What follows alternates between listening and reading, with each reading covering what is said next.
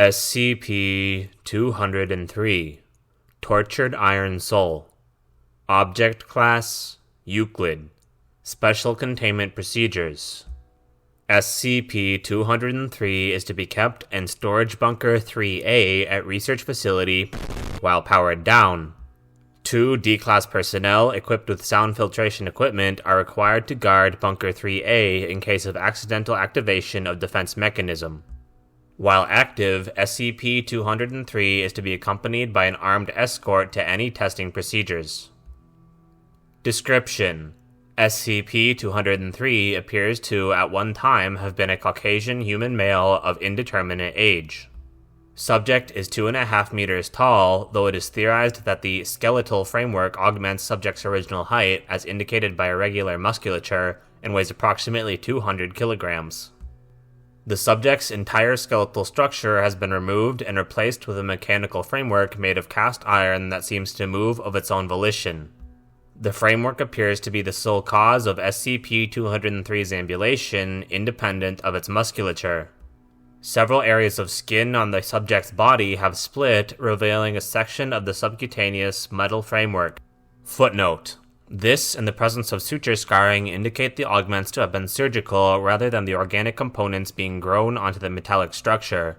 See Anatomical Analysis 203 Aleph for further details. End footnote.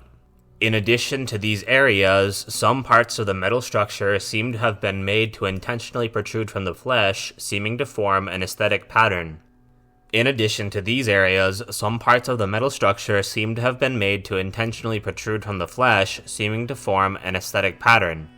Footnote: while it is merely speculation at this point, some researchers believe these additions to be ritualistic in nature. End footnote. The augmentations to the subject's body include, but are not limited to, the fingers have been extended into sharpened barbs approximately 1 meter long. The lips have been removed, revealing that SCP-203 lacks a jawbone, suggesting that the skull is a single hollow piece. Remaining oral tissue has been tied into the skull with several hook-like protrusions. In place of the mouth, a small audio transducer-like grate has been welded. This augment produces basic vocalizations through an unknown mechanism. The vertebrae have been replaced with a segmented iron bar, which has several sharp barbs haphazardly welded to it. The legs have 2 added joints, making them appear functionally digitigrade, with steel tubes of an unknown function protruding from them, executing and tying into the back. The ribcage lacks a sternum, causing the skin to pull inward with contraction of the subject's diaphragm. Ears removed, remaining skin stapled together. Footnote: note that the subject has displayed superhuman oral acuity despite this fact. End footnote. Removed. All toes removed, replaced with a solid piece of iron vaguely resembling the metal insert of a steel-toe boot. The heels are augmented with similar metal inserts. Eyes have been retained, but are held in the forward-facing position by several needles protruding from the eye socket. Irises seem to be permanently dilated and not photoreceptive. While lacking vocal cords, SCP-203 can communicate verbally through the transducer located on its faceplate. It appears to understand English to an extent, but its primary language appears to be a previously unknown Arabic dialect. SCP-203 has no recollection of a life before its augmentations, only that it fears near constant pain and confusion. SCP-203 appears to run on an internal power cell that runs for a 72-hour period, after which the subject enters into a state of hibernation that lasts between 3 to 4 hours. Subjects cannot deliberately deactivate this power source, though it has expressed that these periods of sleep are the only escape it has from its otherwise miserable existence. As there is no current way of ascertaining the truthfulness of the subject's statements, any expression of pain or depression by the subject is to be viewed by staff as a method of eliciting a sympathetic response and are to be dismissed.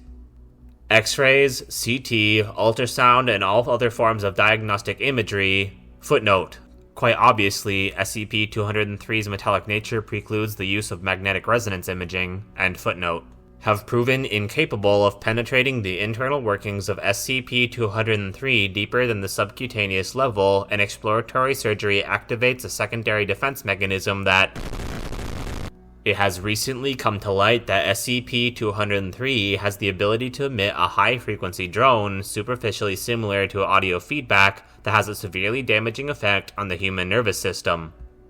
However, this mechanism is only activated when subject is provoked or harmed. For more information regarding this ability, see the attached testing log. SCP-203 has, on numerous occasions, requested either anesthetics, analgesics, or on occasion narcotics.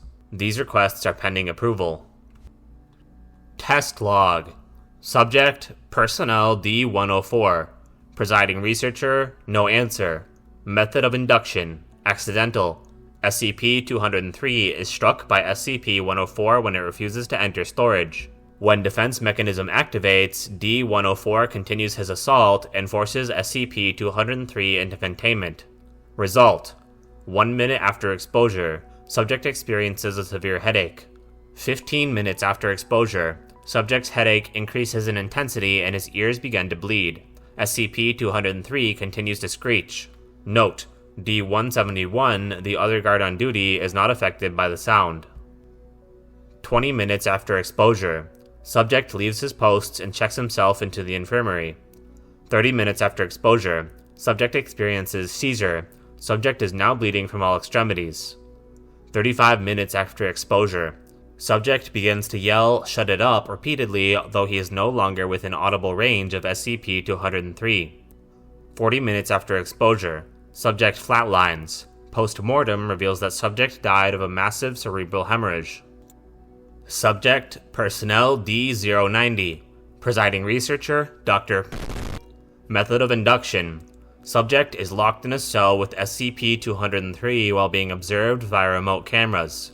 D-090 is equipped with a taser and is told to use said weapon on SCP-203. Subject is reluctant but complies. SCP-203 begins emission of defenses 30 seconds after provocation. Result: 1 minute after exposure, subject becomes agitated and assaults SCP-203 again. SCP-203 continues emission and assumes fetal position. 10 minutes after exposure, subject begins holding head and ears and nose begins to bleed. SCP-203's defense mechanism continues. 25 minutes after exposure, subject experiences seizure. SCP-203's defense mechanism appears to cease. However, later analysis reveals that the frequency of the emitted sound had simply moved beyond the human range of hearing. 35 minutes after exposure, subject begins vomiting blood and bleeding from the eyes. 40 minutes after exposure, subject appears to be dead. Emitted sound genuinely ceases. 44 minutes after exposure, SCP-203 stands and moves towards the body of the subject. SCP-203 then begins to surgically remove the subject's skeleton. At this time, SCP-203 is removed from cell and put into storage. Note: test seems to indicate that SCP-203's defense mechanism is also a method of producing more SCP-203-like entities. Further tests and allowing SCP-203 to continue this process are being considered. Addendum: Interview Log 203-1. Interviewed, SCP-203. Interviewer, Dr. Begin Log 3:34 p.m. Doctor: I saw you've requested to see the video footage from the test last week. 203. Yes. Doctor: any particular reason? Pause. 203. Eyes do not see, happens beyond. Lost in the black, like time of silence, and does not know what they do. Doctor: I'm not sure I understand. You lose consciousness when your defenses are triggered? 203. Yes. Doctor: and you wish to know what you did to your assailant? 203. After the black, we see only after. Within the black, our body is only the tool of. Doctor: why do you want to know this? 203 is silent for several minutes. Doctor: 203? 203. They think of a thing. They think of something to watch. But, even with the evil inside me, one talks to us as a man. Doctor: I'm sorry? 203. You talk to us like we are not metal. You call us by name. 203 makes an unidentified sound, possibly laughter. 203. When no one cares, you call us by name. You call us Edward.